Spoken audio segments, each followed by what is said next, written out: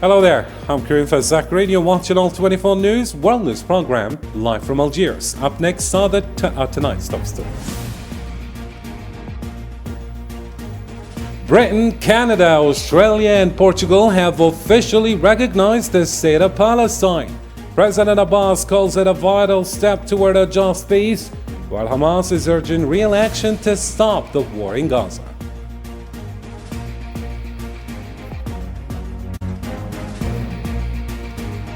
Coming up next, in Gaza, dozens have been killed in fresh Zionist strikes. The UN says nearly 2 million people have been forcibly displaced as aid groups warn the occupation is using weapons never seen before in human history. Also coming up, in Western Sahara, President Brahim Ghali met with the UN envoy, stressing that any deal ignoring the Sahrawi people's right to self-determination is unacceptable. He warned of serious risks if independence is sidelined. And later on in Europe, British fighter jets have launched a NATO mission over Poland. The alliance accuses Russia of airspace violations in the Baltics, while Moscow blames London for fuel intentions in Ukraine.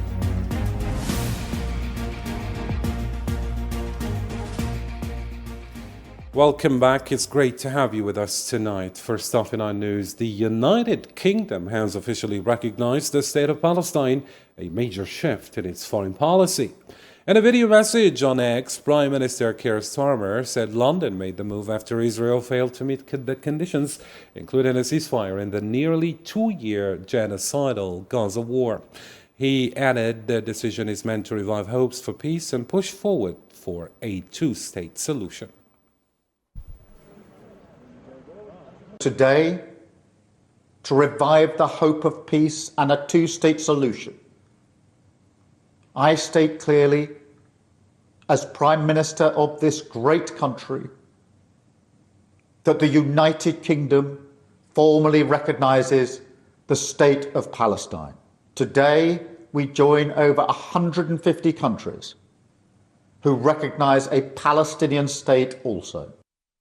Meanwhile, Australia has also officially recognized the state of Palestine. Prime Minister Anthony Albanese, joined by Foreign Minister Penny Wong, said the move, made together with Canada and the UK, is aimed at reviving momentum for a two-state solution, starting with a ceasefire in Gaza. Australia officially recognizes the state of Palestine as an independent and sovereign nation by taking this step. Australia acknowledges the legitimate and long-standing aspirations of the Palestinian people to establish their own state. This recognition reflects Australia's long-standing commitment to the two-state solution, which has always been seen as the only path to achieving lasting peace and security for both the Israeli and Palestinian peoples. And Canada has followed suit, officially recognized as the state of Palestine. Prime Minister Mark Carney said the Israeli government is systematically blocking the creation of a Palestinian state, stressing that recognition is a necessary step forward.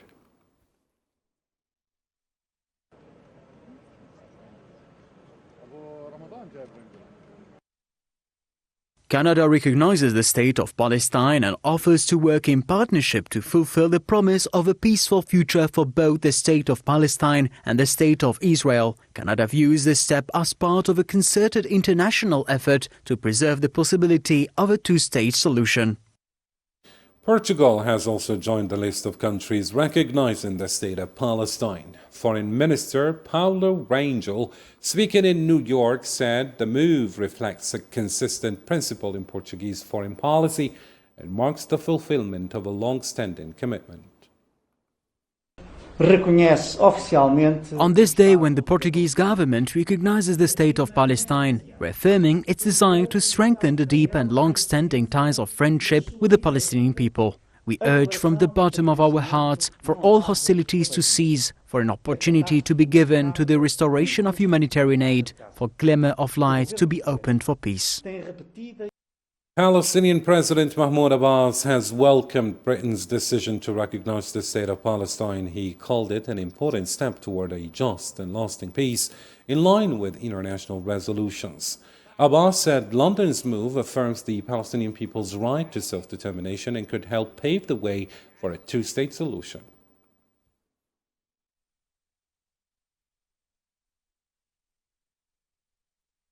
After the recognition move by the UK, Canada, Australia and Portugal, reactions came quickly, especially in Britain. Some welcomed the recognition as a path toward peace, while others stressed it must go hand in hand with real international efforts to end the suffering in Gaza. Yasinurikti has more. The moment Palestinians had long awaited finally arrived on Sunday. The UK, Canada and Australia's recognition grabbed the world's attention and many headlines. Many judge it as a small, symbolic step in the ongoing indignity, murder and displacement of hundreds of thousands of Palestinians that has lasted for decades, precisely since 1948. Recognition is not about the existence of the Palestinian people. We have existed long ago, long before the Balfour Declaration. Recognition is about ending the denial of the existence of the Palestinian people, the denial of our right to self-determination. Popular reactions around the world, and particularly in the UK, followed the announcement. Some described it as a necessary step toward establishing peace in the region, while others stressed it must be part of a broader international efforts to halt the genocide and the suffering of Palestinians in Gaza. I think it's acknowledging that there's a people here who are suffering the most awful genocide, and actually it's time for the rest of the world to say enough is enough and give them a place to call home. Gazans welcomed this initiative as thousands fled Gaza City and moved along the coastal road. Many expressed hope that this decision could serve as a tool to pressure the Israeli occupation into a ceasefire. Even if countries such as Australia, Canada and France, who are now among those initiating this recognition, acknowledge Palestine, I believe there will be no serious pressure on Israel to grant the Palestinians their rights. But even as diplomatic momentum grows, the reality on the ground in Gaza is starkly different. Explosions and plumes of smoke rose over Gaza City on Sunday as the Israeli occupation expanded its aggression. Local health officials reported at least 31 Palestinians killed after more residential buildings were destroyed. So far, 147 UN member states recognize Palestine. 6 more are expected to join the wave of recognition today at the General Assembly of the United Nations, marking what many see as a historic turning point in the struggle of the Palestinian people for statehood with Al-Quds as its capital. For its part, Hamas welcomed the recognition of Palestine by Britain, Canada and Australia, calling it an important step, but one that must be followed by real action to stop the war of extermination against the Palestinian people. In a statement on Sunday, the group urged the international community and the UN to isolate Israel, impose punitive measures, and bring its leaders to international courts for crimes against humanity. A safe and secure Israel. This recognition is an important step in affirming the right of our Palestinian people to their land, their holy sites, and the establishment of their independent state with Al-Quds as its capital. It is a well-deserved achievement of our people's struggle, resilience, and sacrifices on the path to liberation and return. This crucial step must be accompanied by practical measures leading to an immediate halt to the brutal genocide against our people in the Gaza Strip, as well as efforts to confront annexation and Judaization projects in the West Bank and Al-Quds. We call on the international community, the United Nations and its institutions to isolate the rogue entity, end all forms of cooperation and coordination with it, escalate punitive measures against it, and work to bring its leaders, war criminals, to international trial and hold them accountable for their crimes against humanity. Moving on the ground in Gaza, medical sources say at least 63 Palestinians have been killed since dawn on Sunday, with dozens more wounded in ongoing Zionist strikes. Hospitals in Gaza City reported 47 bodies brought in after homes and schools sheltering displaced families were bombed. And the Central Strip and Anwa clinic in El Bureij was hit, killing at least 8 people, including 4 children. More casualties were also reported in Nusayrat, Khan Yunis, and even among people waiting for aid in the south.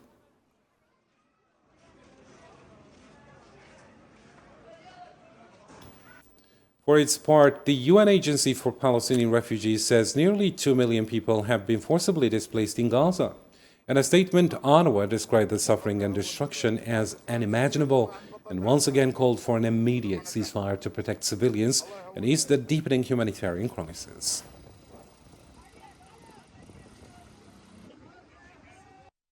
Hamas has accused the Zionist entity of using booby-trapped drones and vehicles packed with explosives in Gaza, calling it a war crime and part of an ethnic cleansing campaign. In a statement, the group said the devices are deliberately detonated in crowded neighborhoods to cause maximum destruction. It claimed human rights groups have documented around 120 such blasts in Gaza City in just 1 week.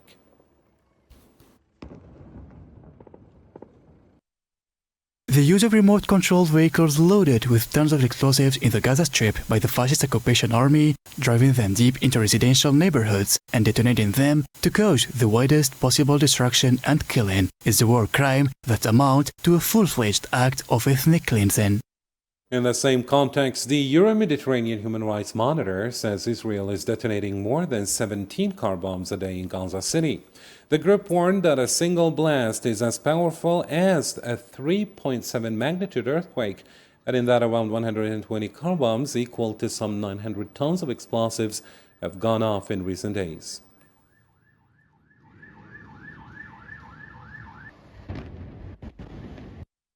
And at the African Union's Committee of 10 summit, marking 20 years since the Itzowini consensus, Algeria's Foreign Minister Ahmed Attaf said Africa's push for permanent seats on the UN Security Council is gaining ground. He pointed to growing global support in Africa's proven commitment through its active role on the Council. But Mr. Attaf warned that the body is in near total paralysis, urging African states to stay united and double down on diplomacy. He said only by sticking to the Itzowini consensus can Africa fix what he called a historic injustice.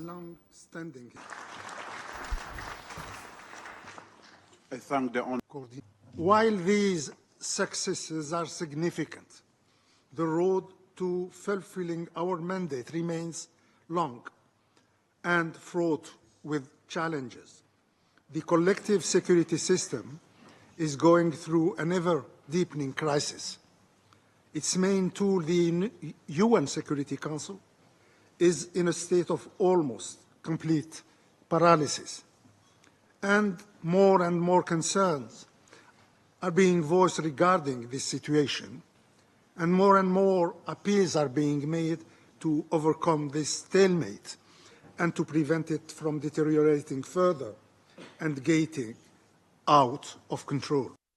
Moving on to Algeria now, where President of the Republic Abdelmajid Tebboune chaired his first cabinet meeting on Sunday, setting out an ambitious roadmap for the new government. Welcoming the newly appointed ministers, President Abdelmajid Tebboune called for smart governors with citizens' needs at the center. He urged teamwork across ministries, stronger field work, and credible solutions to build public trust and national unity. The president said Algeria must aim for intelligent governors, not austerity, to drive social and economic development and join the ranks of emerging economies. He also instructed ministries to prepare detailed sector plans for future sessions. The meeting ended with the approval of several senior appointments and dismissals.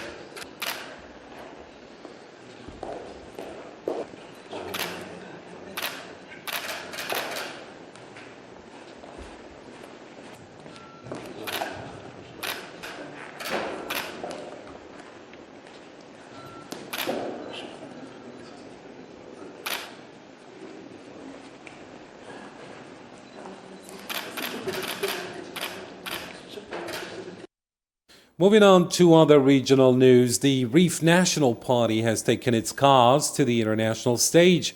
At its third Congress in Brussels, the party pushed to internationalize the struggle, bolstering the Rif Republic's drive for independence with growing support from allies worldwide. Here's Zahra Farjani with the report now. From protest to international diplomacy, a new and crucial step toward independence opens for the Rif National Party during its third Congress held in Brussels. The Rif cause is now at the heart of global diplomatic debates. The time has come for internationalization, broadening support to firmly back the legitimate quest of the Rif Republic for freedom and sovereignty. Today the Rif cause moves forward with confidence toward freedom and independence. Thanks to the Rif National Party, our struggle no longer remains limited to the Rif or Europe. It has become broader. We now carry the cause internationally and open ourselves to parties, organizations and political actors. This is a key milestone, unanimously praised by observers, which strengthens the Rif cause both politically and legally. This process positions the cause within its continental environment, rehabilitating an independent republic that continues to suffer under Moroccan colonial oppression. Today Africa has finally reached out to the Rif. Many African ambassadors came to hear our people. Human rights defenders confirmed that the Rif exercised its right to self-determination in 1921. They also stated that Morocco's annexation of the Rif is illegal. The Third Congress stood out for the remarkable presence of many diplomatic and legal figures from the Rif, as well as supporters from around the world, convinced of the fundamental right of the Rif people to regain independence and freely decide their future. I'm here today with the Rif National Party. I came from Spain to express my support and solidarity with Rif political prisoners. and also to affirm the legitimacy of their demands, whether social, economic, or political. It was a very fruitful meeting. Participants left better informed. Many people discovered the Rif cause, its importance, and its legitimacy as an international cause, so that the Rif people can reclaim sovereignty over their lands. Today, the Rif cause enters a new phase, stronger and more determined than ever. After more than a century of struggle, hope grows among the inhabitants of the Rif Republic, who aspire to live within a sovereign and independent state.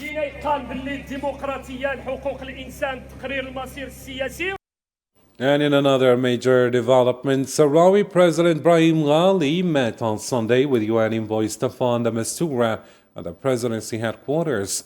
The talks wrapped up de Mistura's visit to the Sahrawi side and were attended by Syrian Polisario and UN officials, including Sidin Mohammed Amar and Karin Wehrmeister.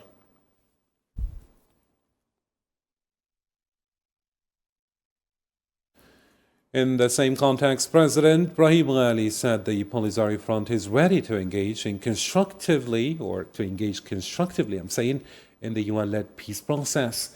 He stressed that the only path to a just and lasting solution is through the Sahrawi people's full right to self-determination and independence. Ghali made clear that any deal falling short of that is completely unacceptable.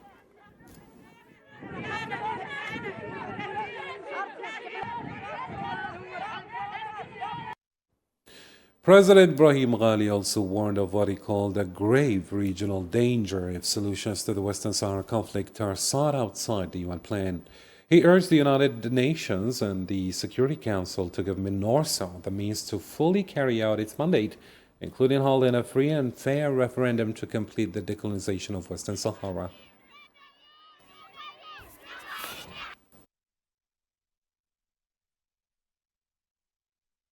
Moving on to other topical developments, the Kremlin says President Vladimir Putin and Donald Trump remain open to a peaceful solution in Ukraine. Spokesman Dmitry Peskov told Russia's Channel 1 that Moscow expects Washington and President Trump personally to work toward a settlement. The Russian side will continue to work to find a possibility for a peaceful settlement in Ukraine. We count on the United States and President Trump personally to make efforts to help in this matter. Putin, just like Trump, remains interested and open to bringing the entire Ukrainian crisis into the path of a peaceful settlement. And in another development, Britain says its fighter jets have flown their first NATO air defense mission over Poland under the alliance's Eastern Sentinel operation. London explained the mission is meant to strengthen NATO's defenses after a Russian drone crossed into the region earlier this month.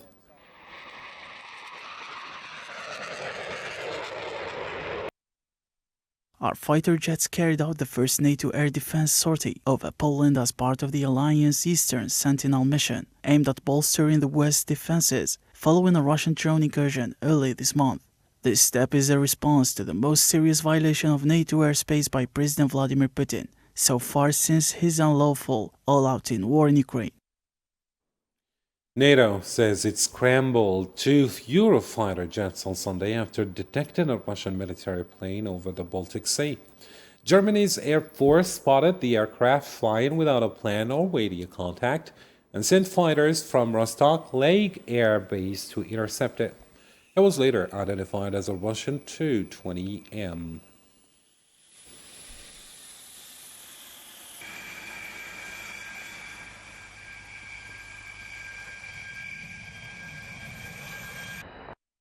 It's time to catch up on more international news stories in the Dossier Brief.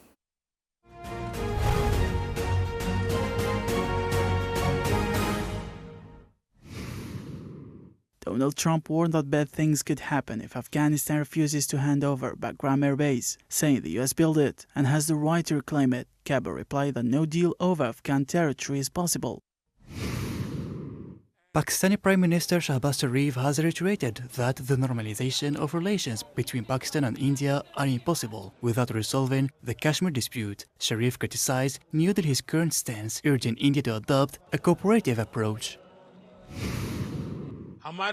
Indian Prime Minister Narendra Modi urged a boycott of foreign goods amid an escalating trade war with Washington. He called on citizens to buy Indian-made products after US President Donald Trump imposed 50% tariffs on Indian imports, as Modi's supporters launched campaigns against popular US brands. For the second day in a row, major airports across Europe are scrambling to restore automated check-in systems following a cyber attack that's caused widespread disruption. While officials report steady progress, significant delays and flight cancellations continue to affect major hubs, including Berlin and London. At Brussels Airport alone, 44 flights departing have been cancelled.